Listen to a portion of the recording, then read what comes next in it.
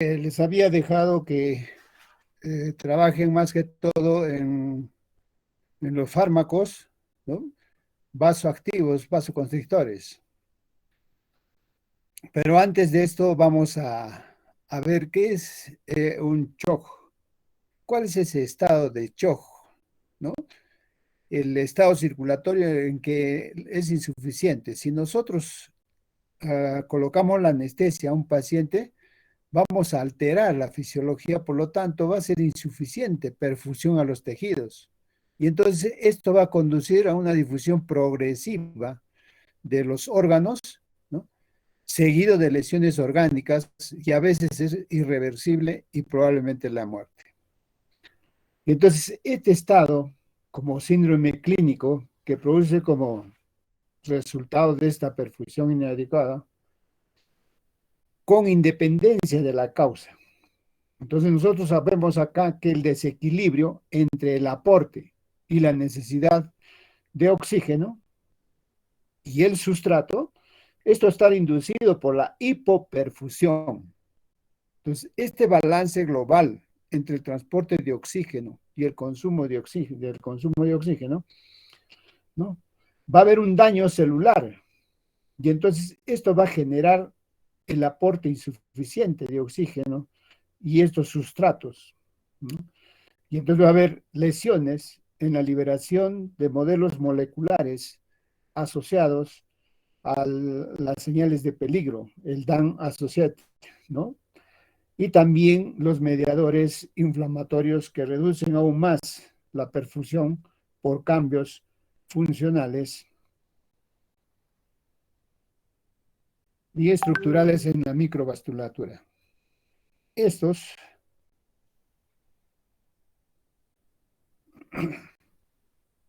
van a llevar a un círculo vicioso en el cual el trastorno de la perfusión, si lesiona la célula, va a haber una mala distribución del flujo sanguíneo, por lo cual dificulta aún más la perfusión celular.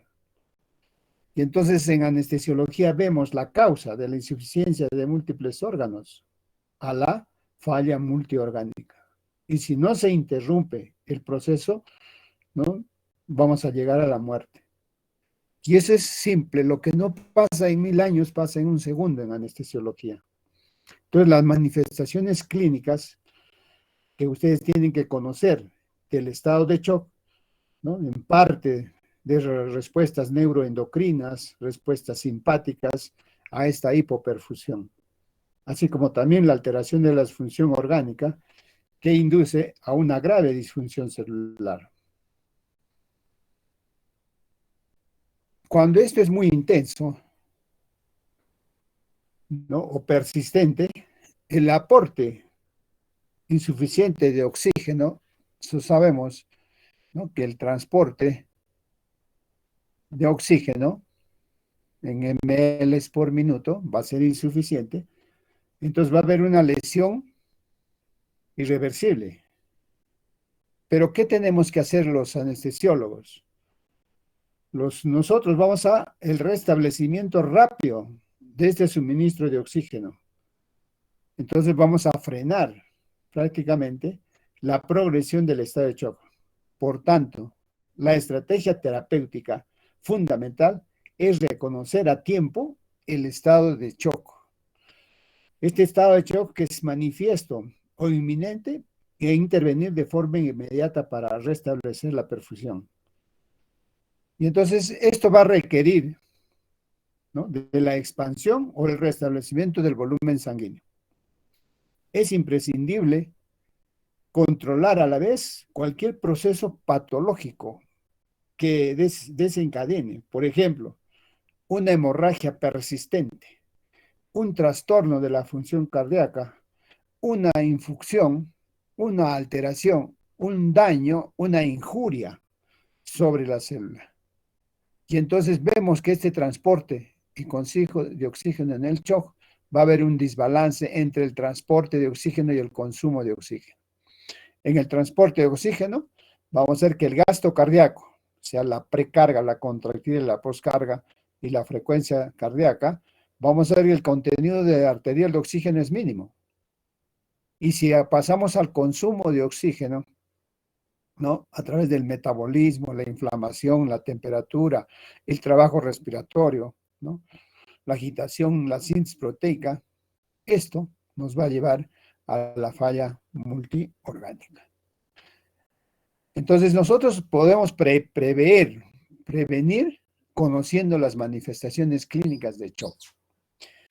En anestesiología, si bien es cierto, la norma, las guías, dice que paciente con shock desestabilizado no debe ingresar a sala de operaciones. Así de claro, no ingresa hasta que el cirujano o en la especialidad que está manejando este paciente lo estabilice. Entonces, estas manifestaciones clínicas debemos conocerlas. La ansiedad, la irritabilidad, disminución del grado de conciencia. Cuando nosotros preguntamos incluso que su nombre, su edad, dónde está, ¿no? El llenado capilar lento, la piel pálida, a veces también se torna gris, aumento de la frecuencia cardíaca, ¿no? Frente a un aumento de la frecuencia cardíaca, la hipotensión, la taquimia, la respiración rápida, disminución o ausencia del débito urinario. Si nosotros vemos estas manifestaciones clínicas de shock, hasta que el cirujano no lo estabilice, no podemos ingresar a sala. Ustedes saben que si a un paciente se le coloca anestesia, y se altera la fisiología, si es un paciente con estas manifestaciones clínicas, prácticamente estamos llevándolo a la muerte. Pero ¿qué pasa en nuestro hospital? En nuestro hospital generalmente no maneja la parte de los cirujanos, de las cirugías, no manejan pacientes en pre-shock, ¿no? Si un paciente está con ansiedad, disminución del grado de conciencia, veo que es un shock, lo manejo y recién lo llevo a sala de operaciones. Salvo que sea súper emergencia. Entonces nosotros, la mayoría, ¿no? De pacientes que vienen chocados, en shock, especialmente los shock sépticos, tratamos de estabilizarlo unos 15, 20 minutos, ¿no? Infundiéndole volumen, si es posible, soluciones cristaloides, coloides, sangre, ¿no? Una vez que lo estabilizamos, empezamos a dar anestesia y comunicamos al cirujano, ¿no? Que se ha estabilizado. Pero la norma, si el anestesiólogo dice que ese paciente no ingresa, no ingresa, ¿no? Por más que el cirujano se tire al suelo y quiera operar, no.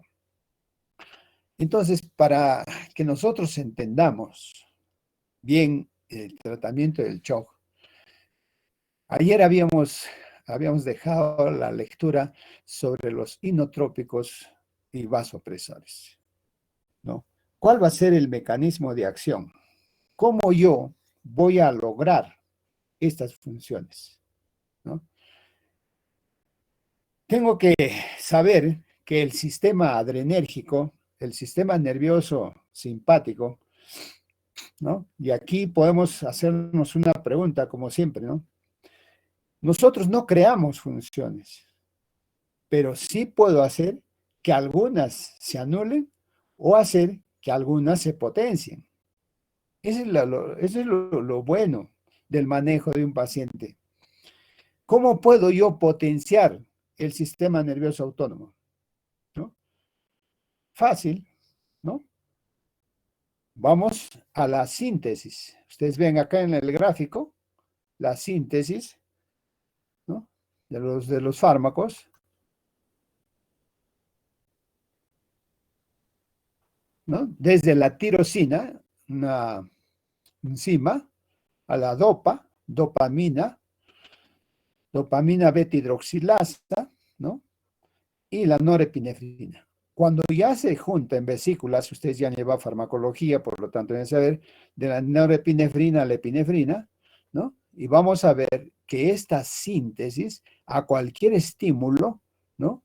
Va a hacer que el calcio rompa las vesículas y se segregue en el espacio intersináptico. Y así sigue el mecanismo, ¿no?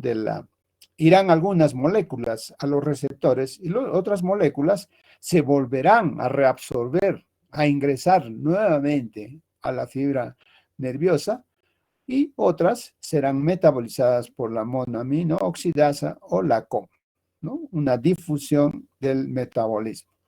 Por lo tanto, voy a seguir ingresando, ¿no? Ingresando moléculas, ¿no? Que estaban en el espacio intersináptico para formar nuevamente las vesículas de este neurotransmisor, ¿no? El receptor, que importante también, que lo vimos nosotros en el COVID, ¿no? La angiotensina 2, receptores de angiotensina 2 en las membranas postsinápticas. Entonces, tenemos un grupo farmacológico que va a aumentar la función del sistema nervioso simpático, ¿no? De manera indirecta. Pero otra persona, otro médico, diría, ¿no sería más fácil, más sencillo, darle directamente la adrenalina? ¿Ustedes qué creen? ¿Qué se va a producir en el espacio sináptico si yo le agrego más adrenalina? ¿No? Ya se ha sintetizado, se ha segregado, pero yo estoy colocando más adrenalina de forma exógena. O también puedo agregar noradrenalina o dopamina. Y entonces, si yo agrego dopamina, noradrenalina, y sí podemos hacer, y esa es va a ser la estimulación directa. Entonces, tenemos una estimulación directa, ¿no? Miren acá, ¿no? El calcio, ruptura de las membranas, espacio sináptico, receptor, alfa y beta. Entonces, si yo estimulo de manera directa, ambas van a aumentar la función simpática. Pero eso no es suficiente para entender cuál va a ser el impacto de este sistema nervioso simpático sobre todos los órganos. ¿Se acordarán?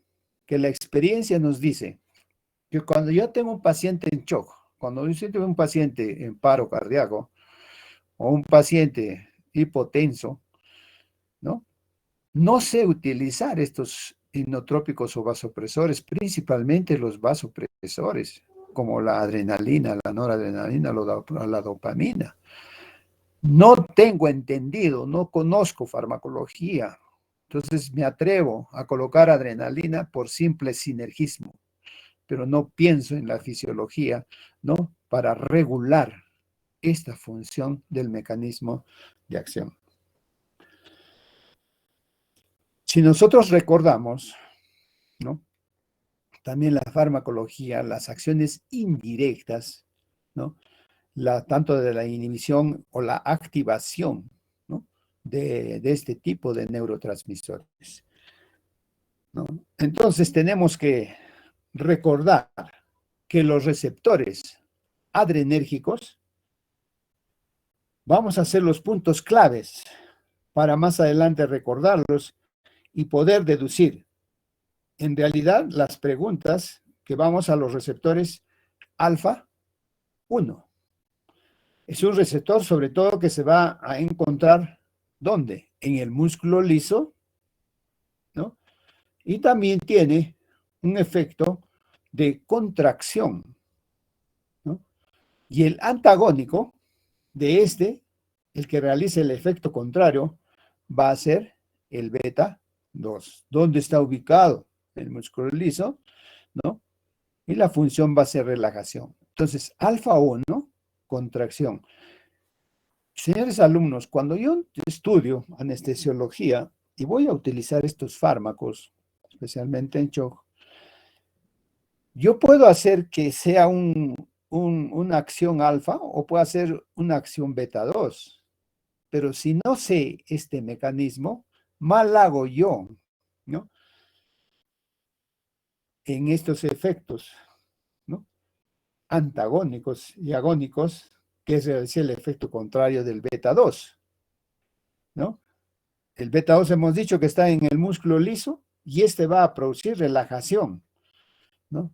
Ambos en el corazón pueden producir el efecto inotrópico, perdón. Entonces, si nosotros hablamos sobre este tipo de receptores, el efecto que produzco es sinotropismo. Entonces, tengo que ver, balancear inotropismo o vasoconstricción. Pero si es un efecto inotrópico positivo, ¿no? Entonces debemos de fijarnos que estos dos, en esta función sobre todo, que se antagoniza, entonces tienen que tener mucha atención porque eso se va a repetir muchas veces para muchos órganos, ¿no? En nuestra mente, en nuestro cerebro, ¿no? Cuando estudiamos farmacología, estudiamos prácticamente una farmacología clínica, no una farmacología de los mecanismos de acción. Por lo tanto, no veo en los alumnos la preparación para entender esto. Entonces, tenemos un efecto antagónico en los efectos sinotrópicos. Asimismo, también, ¿no? El receptor beta 1, ¿no? Se encuentra en el corazón y aumenta la función cardíaca. El receptor alfa 2 se encuentra a nivel central y a nivel de la neurotransmisión. Eso que se suele preguntar mucho, ¿no? En los exámenes. Y cuando hablamos nosotros de receptores beta 3, ¿no? Se encuentra en los adipocitos. Y ¿no? Lo ponemos en amarillo, receptores de dopamina, ¿no? O sea, esta dopamina puede tener dos funciones cardiovasculares. ¿Y cuál va a ser lo importante de este cuadro? Recordar cuál es la proteína G. Esta proteína G, ¿no? La GQ, la GI, la GS, ¿no? La GQ, la GI, inhibición, estimulación, ¿no? De acuerdo a esta mnemotecnia, ¿no? El KISS, ¿no? El alfa 1, ¿no? Está con la proteína GQ. El alfa 2 con la proteína G inhibitoria, ¿no? Inhibe la neurotransmisión. Y el beta 1, el beta 2, el beta 3 y el dopa, ¿no? Acá podemos decir dopa 1 o dopa 2, están con la proteína G estimulante. Entonces, en esta mnemotecnia del KISS, ¿no? Vamos a tener entendido los efectos farmacológicos. Entonces, hacemos esta disyuntiva del inotropismo, ¿no? Vasopresores. La adrenalina o la epinefrina, ¿no? Que es su otro nombre, en los agonistas alfa 1, alfa 2 y beta 1. La norepinefrina, también llamado noradrenalina, decimos que se usa también para el shock, para insuficiencia cardíaca. Entonces, ¿cómo es que nosotros vemos la utilización de la adrenalina o noradrenalina? En base a los tipos de receptores y a lo que es lo que yo quiero. Si es una insuficiencia cardíaca, noradrenalina. Si quiero vasoconstricción, la epinefrina o adrenalina, ¿no? Entonces, estos fármacos que utilizamos en el show para insuficiencia cardíaca también, entonces fármacos que vamos a usar sobre todo en las emergencias, o se usan también, que hemos dicho, en terapia intensiva. La dobutamina, el milrinone, el corotrope, y la levosimendan, que son medicamentos inotrópicos. Entonces, ¿qué debemos de entender? Vasopresores con inotrópicos, ¿no? Dobutamina, levosimendan, inotrópicos. Adrenalina, noradrenalina, dopamina, vasoconstrictores, ¿no? Entonces, la dopamina, que se va a dar esa función vasoactiva, el punto clave importante, todos estos tres fármacos, epinefrina, norepinefrina, dopamina, entran dentro de una clasificación que se llaman catecolaminas. A veces nosotros preguntamos cuáles son las catecolaminas, ¿no? Solamente son las tres: adrenalina, noradrenalina y dopamina. Entonces, si nosotros hacemos este balance, los inotrópicos, drogas que afectan la fuerza de contracción del músculo cardíaco, pueden ser positivas o negativas, porque el término inotrópico generalmente es usado para describir el efecto positivo. Y los vasopresores, drogas que incrementan la resistencia vascular sistémica y aumentan la presión arterial, vasoconstricción, trabajo y contracción cardíaca.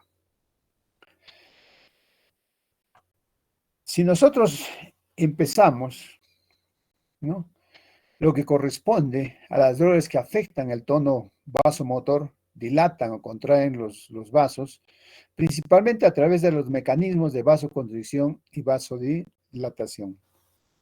Ellos ven acá: dopamina, adrenalina, noradrenalina, ¿no? Vasoactivas: dobutamina, mirinona y levosimendan, ¿no? Inotrópicos: nitroglicerina, nitroprusido de sodio, vasodilatadores. Son medicamentos de dosificación. En la práctica, por favor, estoy demorándome un poco porque en la práctica simuladas, ustedes tienen que tener un caso clínico, ¿no?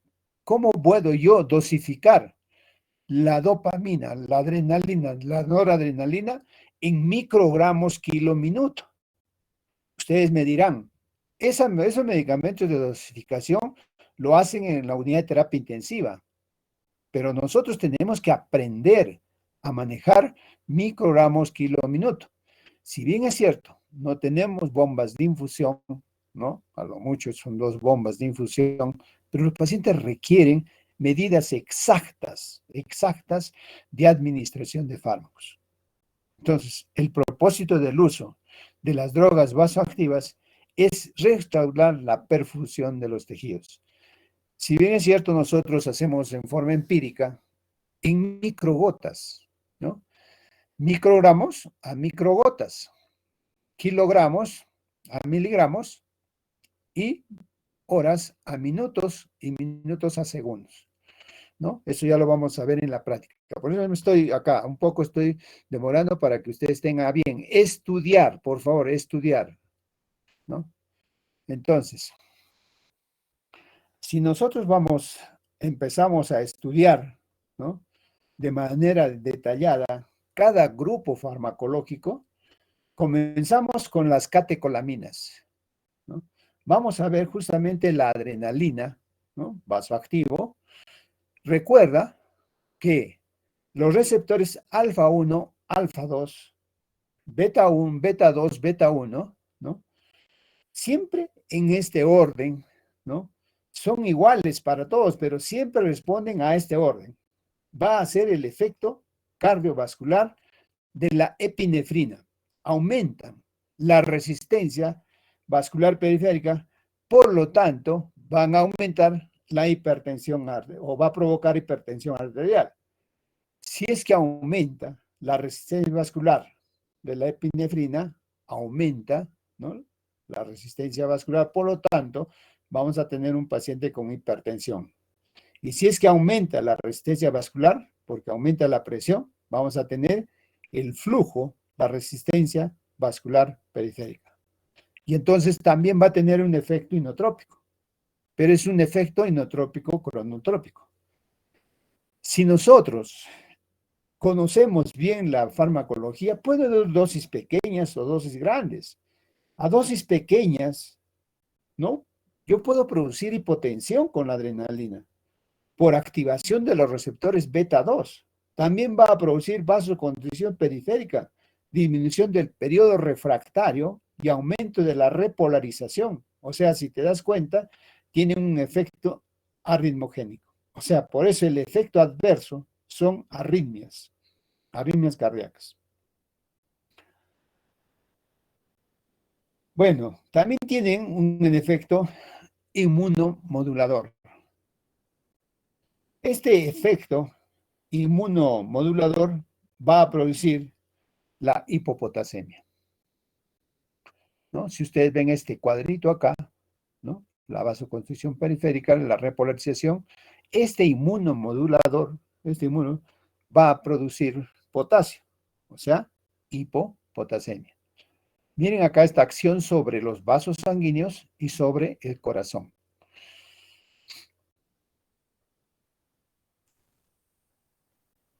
Entonces, comencemos un poquito de la farmacocinética. Si nosotros hablamos de la farmacocinética, fíjate que podemos dar este fármaco por vía subcutánea, ¿no? De 1 a 3 horas.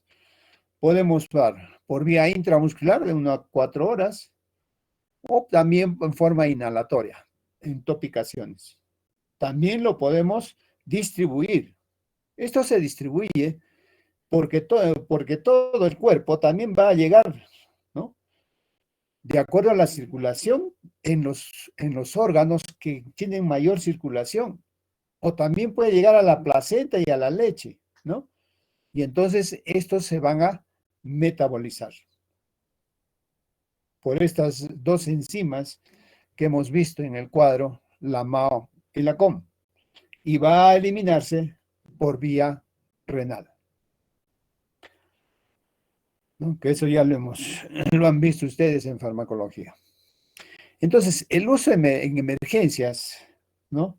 Tienes que acordarte bien de la adrenalina.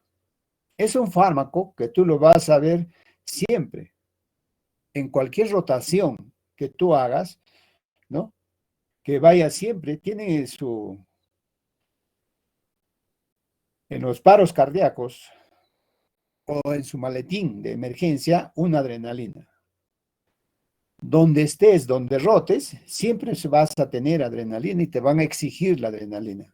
Es un fármaco, ¿no? Que tienes que saber manejar bien para su uso en emergencias. Y entonces podemos tener una mnemotecnia, A, B, C, D, E, G, ¿no? A, para la anafiláxica del shock. B, para el broncoespasmo, el asma, ¿no? Efecto de adrenalina, el broncoespasmo, ¿no? El efecto beta 2, vasodilatación, ¿no? El C, en paro cardíaco o paro respiratorio. En el D, ya difiere con el uso de anestésicos, porque los anestésicos van a deprimir la función cardíaca, la función renal, ¿no? En la E, en la epistaxis o para elevar la presión arterial, y la G en el glaucoma.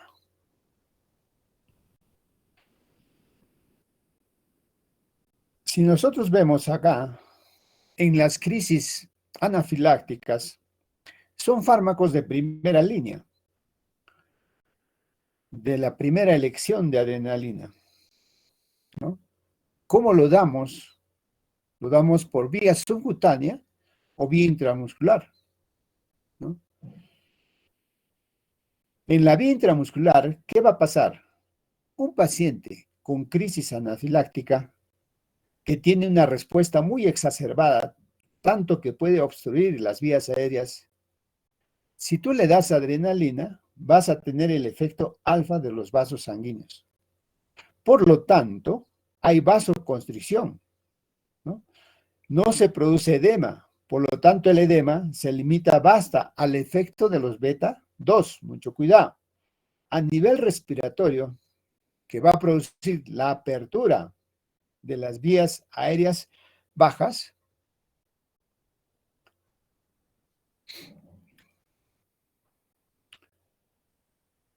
por lo tanto mejora la respiración del paciente y esto vamos a ponerlo en el algoritmo del ABCD, cosa que tú tengas en tu mente. ¿Qué vamos a hacer? Vamos a tener una respuesta, ¿no? Frente a un esquema de lo que va a hacer, ¿no? O que no la clase terapéutica que tengas que hacer. Pero siempre ten en mente qué es lo que voy a hacer, qué es lo que quiero hacer con el fármaco como médico, tienes que dar una solución, ¿no? Y si responde a esa solución, se utiliza otra alternativa. Y si no responde a esa otra, podemos tener otra y otra. Entonces tienes un paciente con crisis anafiláctica. Haces el ABCD, ¿no? Monitorización, oxígeno, vía aérea, ¿no? Y exámenes auxiliares. Si ya está en shock, directamente vas a tener que comenzar la maniobra de RCP.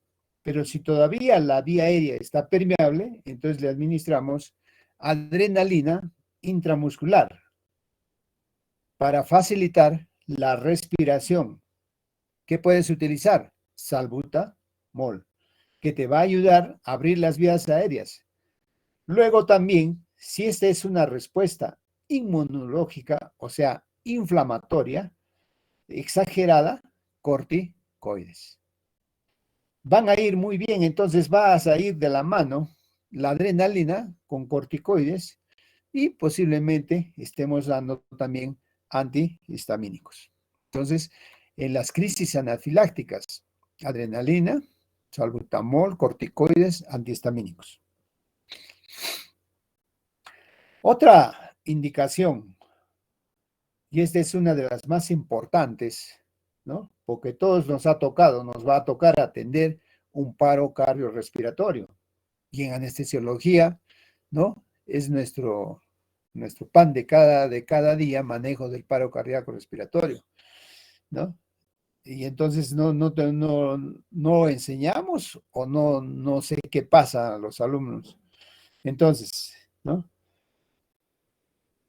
La AJA saca un esquema en 2020, un algoritmo que los vamos a encontrar en los BLS o ACLS, ¿no? Que recomienda que es un curso. A los estudiantes tienen que hacer esos cursos para salir bien formados. Entonces, la circulación, abrir vías aéreas y la ventilación. Entonces, si yo veo que el paciente no tiene pulso, inicio las maniobras de la comprensión. Comienzo a hacer las compresiones y obviamente si estoy en un medio hospitalario voy a poder monitorizar, ¿no? Poner oxígeno y poner una vía venosa. ¿Por qué es importante? ¿Cuál es la medida que va a salvar la vida a este paciente que tiene paro cardiorrespiratorio? Por lo general, los paros cardiorrespiratorios, ¿no? Están dados primero por arritmias cardíacas, ¿no? Y si es que se puede, ¿no? Tratar desde las taquicardias, ¿no? Las fibrilaciones, la asistolia, ¿no? La taquicardia ventricular sin pulso, etcétera, todo lo que produce un paro cardíaco. Entonces, tenemos que tener entendido en ese curso la desfibrilación automática, la adrenalina y como antiarrítmico la amiodarona o la lidocaína. Estos tienen sus indicaciones precisas.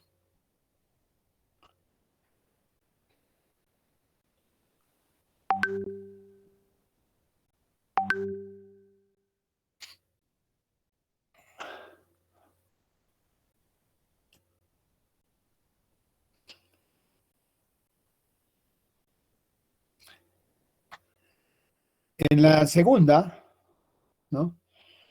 Porque al tener los receptores alfa 1 y el receptor beta 1, voy a hacer que este corazón empiece a desensibilizarse, a sensibilizarse, ¿no? Cosa que cuando yo le doy la atención o desfibrilo, pueda responder mucho mejor a la desfibrilación y poder entrar al ritmo sinusal. También van a entrar dentro de este grupo de fármacos para tratar pacientes con taquicardias, ¿no? Arritmias desfibrilables, ¿no? La amiodarona o la lidocaína, pero estos fármacos están ya escritos en el manejo, ¿no?, del paro cardíaco. En las bradicardias, como habíamos visto en el anterior, o como han visto en farmacología, si nosotros tenemos un paciente, tenemos que preguntarnos, ¿la bradicardia de ese paciente es estable o es inestable? Si es inestable, con alteración de la conciencia, hipotensión, etcétera, tengo que empezar con atropina. Pero si no responde a la atropina, lo siguiente va a ser los marcapasos transcutáneos. Y finalmente, tengo la dopamina y la epinefrina. Pero ¿qué hacemos nosotros frente a una bradicardia? Al revés, empezamos por el 4, la epinefrina, después dopamina, marcapaso, atropina, ¿no? Entonces, empecemos nosotros a entender mejor la farmacología. Cuando yo tengo una hemorragia, ¿no?, en el acto operatorio, y es una hemorragia, por ejemplo, intestinal o una hemorragia digestiva alta, ¿qué es lo que tengo que tener en cuenta? Le hago primero una endoscopía. Entonces, al hacer la endoscopía, yo puedo encontrar un foco hemorrágico, ¿no? Lo que hacemos es instilar adrenalina alrededor de la herida. Y los efectos de la vasoconstricción continua voy a hacer que esa herida deje de sangrar. Lo mismo pasa en cirugías. En cirugía, para evitar que una zona siga sangrando, le puedo instalar adrenalina, y más por el efecto vasoconstricción para la hemorragia. Finalmente, por el efecto beta 2, ¿no?, efecto beta 2. Acuérdense siempre del broncoespasmo en un asmático. ¿Qué hace el broncoespasmo? No ingresa aire. Miren acá, está cerrado. Entonces, en anestesia es fácil nosotros dar un broncoespasmo, ¿no? Ese broncoespasmo, ¿no?, a veces por los mismos anestésicos. Las nebulizaciones, que van a ver que muchas veces los niños que no pueden respirar porque tienen un broncoespasmo tremendo por una bronquitis, o los asmáticos, se pueden nebulizar con un poco de adrenalina. Esto va a abrir las vías aéreas, ¿no?, del lactante o del niño, y por ende va a poder respirar mejor. En shock sin respuesta, ¿no?, al volumen, por ejemplo, que se produce en el shock séptico, me sirve mucho la adrenalina. No es de primera elección, pero sí se puede dar por bomba de infusión continua, que es el trabajo que vamos a dejarle. Mucha atención acá cuando les decía que la farmacocinética lo damos por todas las vías, pero la más importante es la vía endovenosa, porque aquí yo puedo controlar, ¿no? Yo puedo controlar el volumen. ¿Cuándo le voy a dar en microgramos kilo minuto la adrenalina? Muy fácil, ¿no? Lo voy a dar así como damos cualquier otro fármaco en bolo. Aparte de esta indicación, señalar, ¿no?, que estamos señalando todo lo de acá arriba, ¿no? Pero si voy a dar de infusión continua, son dosis muy, muy pequeñas. Por lo tanto, tengo que sí o sí, ¿no?, saber controlar, ¿no?, la adrenalina, el fármaco que estoy utilizando. ¿Qué vamos a hablar sobre los efectos adversos? En anestesiología son muy importantes.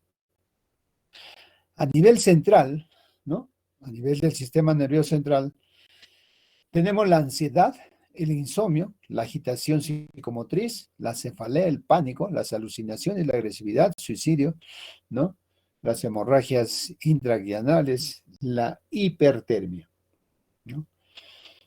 Entonces vamos a ver aquí, ¿no?, en oftalmología, midriasis a nivel cardíaco, ¿no? Arritmias, palpitaciones, infarto agudo, edema pulmonar, etcétera, etcétera, ¿no? Y entonces vamos a tener en cuenta, ¿no? A nivel de la insuficiencia cardíaca por el vasoespasmo, ¿no? A nivel alfa 1, que puede hacer que el corazón empiece a tener, ¿no? Agitaciones. Entonces, ¿cuáles son las contraindicaciones? ¿No? Las contraindicaciones obviamente compatibles con un paciente en shock hipovolémico, primero debo responder el shock. Si yo repongo el shock hipovolémico, la insuficiencia cardíaca por el vasoespasmo alfa 1, que hace, ¿no? Puede hacer que el corazón empiece a tener anginas o arritmias. Obviamente que no a menos que sean arritmias. ¿Arritmias de qué tipo? Eso es otro punto importante. Si son arritmias desfibrilables o arritmias no desfibrilables. He visto yo cuando usan desfibriladores, cuando es una arritmia no desfibrilable, están aplicando la desfibrilación. Y eso no es así, ¿no? Entonces, cuando son arritmias, mejor no dar adrenalina, ¿no? Las arritmias cardíacas que no sean fibrilación ventricular, taquicardia ventricular sin pulso, las alergias al sulfito, glaucomas de ángulo cerrado, extravasación, ¿no? Relativa de ACV, hipertensión, hipertiroidismo, diabetes, la hiperglucemia, ¿no? Como contraindicaciones.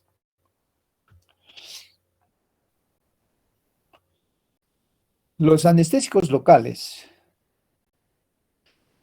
y esto el ciclopropano, el cloroformo, halogenados, la dobutamina, ¿no?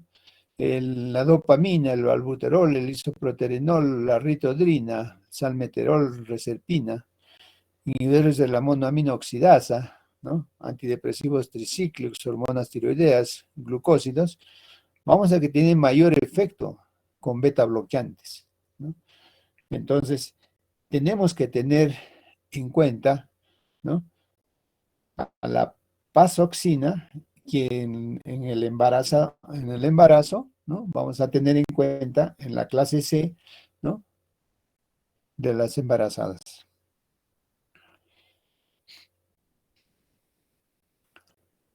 Ahora veamos aquellos fármacos no selectivos que son la noradrenalina y la dopamina. Acá el efecto es el siguiente, ¿no? Tenemos un efecto alfa 1, alfa 2. Beta 1 mayor al beta 2. Por lo tanto, ¿no? La noradrenalina y la dopamina, acá el efecto es el siguiente, alfa 1, alfa 2, beta 1 para la noradrenalina y tiene por lo tanto funciones cardiovasculares, sobre todo la noradrenalina, aumentando la resistencia por el alfa 1, disminuyendo el flujo sanguíneo renal por el alfa 2. Ese flujo renal sanguíneo, si nosotros vemos que es el alfa 1, aumentando la resistencia periférica, ¿no? Aumentamos la presión arterial y haciendo la hiperglicemia. La dopamina, ¿no? Tiene efectos cardiovasculares como renales. En los receptores de la dopamina, a dosis muy pequeñas, ¿no? Les muestro aquellas de 2 microgramos kilo minuto para producir una vasodilatación. Entonces, ¿cómo yo utilizo la dopamina en dosis bajas? A dosis más altas, de 2 a 10, ¿no? Va a estimular los receptores beta y de 10 a 20, ¿no? Va a estimular los receptores alfa, haciendo vasoconstricción. Entonces, esta relación, ¿no? De la noradrenalina con la dopamina es importante para nuestro manejo de pacientes. Si seguimos hablando de catecolaminas, ¿no? Que son fármacos que también voy a utilizar, pero no probablemente como la adrenalina en emergencias, que sí o sí, si tienes que saberlo, sobre todo la noradrenalina, la dopamina, las vas a utilizar en terapia intensiva o un paciente crítico en sala de operaciones. O sea que no está mal que no lo sepas, pero sí tienes que saberlo. Bueno, son fármacos, ¿no?, para usar en terapia intensiva. Hacen el mismo metabolismo, el tiempo de administración va a ser sobre todo con bombas de infusión. Y la vida media va a ser muy corta, ¿no? Por eso con los SBIC, ¿no?, lo que vamos a regular, ¿no?, cuando le doy bajo volumen o bajo BIC. Una de las primeras indicaciones que va a encontrar es el shock, ¿no? El shock séptico o respuesta a volumen. ¿Cuál es el shock que no responde al volumen? Va a ser el shock séptico. Y ese se caracteriza, ¿no?, por ser un shock distributivo y por lo tanto vamos a ver una vasodilatación periférica. Entonces va a evitar que haya vasodilatación periférica. ¿Y por qué razón hay vasodilatación periférica? ¿Y por qué razón cae la resistencia del flujo? ¿Qué es lo que va a caer? No se perfunde los tejidos, por lo que la presión cae, ¿no? Entonces, hay hipotensión. Entonces, ¿qué hago yo con la noradrenalina? Le doy noradrenalina para aumentar el efecto alfa, por lo tanto, vamos a producir vasoconstricción de esos vasos sanguíneos y aumentar la presión y la perfusión, sobre todo en órganos vitales como el cerebro y el riñón. Si utilizamos dopamina, utilizamos a dosis de 10 a 20 microgramos kilo minuto, ¿no? O también de 2 a 10 microgramos de kilo minuto, ¿no?